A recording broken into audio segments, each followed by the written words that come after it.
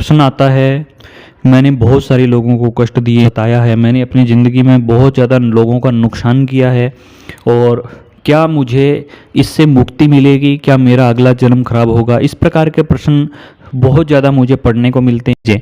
तो आपको स्वाभाविक सी बात है कि आपके मन में ये प्रश्न आएगा ही आएगा कि भाई कहीं ये कर्मों का फल तो नहीं है। इस प्रकार की चीज़ें जब मन में आए ना, तो एक चीज़ याद रखिएगा, आपका मन मलिनता से पवित्र होना शुरू हो गया है।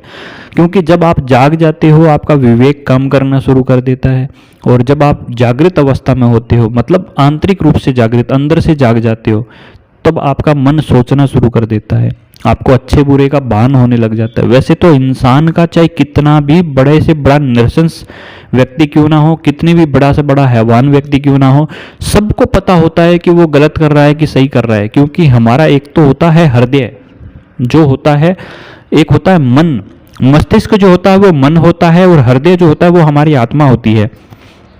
तो जब हमारी आत्मा जो है, हम कोई भी गलत काम करते हैं तो उसको टोकती ही टोकती है कि अरे मत कर, इसको बहुत गलत काम है, इसका परिणाम अच्छा नहीं होगा, तू गलत कर रहा है, तू गलत कर रही है। ये सवाल आता ही आता है दिमाग में, आत्मा धुतकारती है। लेकिन मन क्या बोलता है, कुछ नहीं है, ऐसे ही कर रहे हैं, होने दो, कुछ नहीं है, टेंशन मत ले, कर तुम इसको, ये काम कर, जो मन आए वो कर। तो और हम मन को जिता देते हैं। क्यों? क्योंकि मन चंचल होता है, उसकी गति दुनिया में सबसे ज़्यादा होती है। ये एक्सप्रेशन भी यही था कि मन की गति संसार में सबसे ज़्यादा होती है। हम मन को जिता देते हैं और हम वो कार्य कर देते हैं। लेकिन एक पल के लिए भगवान आत्मा में निवास करते ही हैं, तो भगवान ने क्या बोला एक पल के लिए कि आप इसको मत करो, गलत है, और गलत के लिए उन्होंने मना भी किया था। तो हम उसके बावजूद अगर कर गए तो एक पाप तो ये है, इसमें कोई दो राय नहीं है। जिसको आत्मा दुत्कारती हो वो पाप की श्रेणी में आएगा ही आएगा, क्योंकि स्वयं हमें पता है ये गलत है, तो वो गलत है।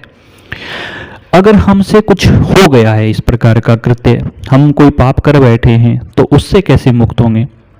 देखिए, जो भी हम कर्म करते हैं, जितने भी हम कर्म करते हैं, प्रारब्ध में उसको भोगना पड़ता है। आज नहीं तो कल, कल नहीं तो परसों, नहीं तो अगले जन्म में, नहीं तो उससे अगले जन्म में भोगना पड़ता है। क्यों? आप पीछे के वृतांत भी देख सकते हैं। भीष्म पितामह जब बाण की सैया पे लेटे हुए थे, तो उन्होंने अपने सारे पीछे के जन्म देख लिए, और कृष्ण जी भगवान से बोले कि मैं 6 जन्मों तक का देख सकता हूँ, मेरे 7 जन्मों में से। मेरे 6 जन्मों में मैंने कोई पाप नहीं किए, 7वें जन्म में मुझसे क्या हो गया था मुझे नहीं पता।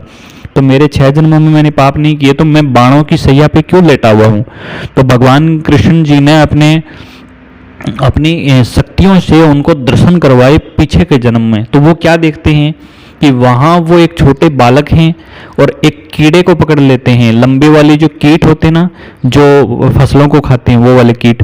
तो एक लंबा सा कीड़ा है, उसको उन्होंने पकड़ लिया, और एक कांटा ले लेते हैं, कोई भी पुष्प या पादप के साथ में जो कांटा होता है उसको तोड़ते हैं, और उससे उसको बेंधना शुरू कर देते हैं।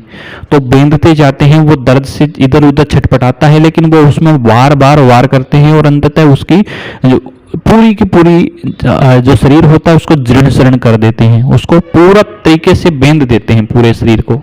तो कीड़ा मर जाता है। अब उन्होंने देखा तो बोले वो तो बचपन था। तो भगवान बोले भले बचपन रहा हो या अबोधता रही हो, लेकिन जीवन में प्रारब्ध तो भुगतना ही पड़ेगा। कर्म का फल तो आपको भुगतना ही पड़ेगा, वो कहीं से नहीं छूटता।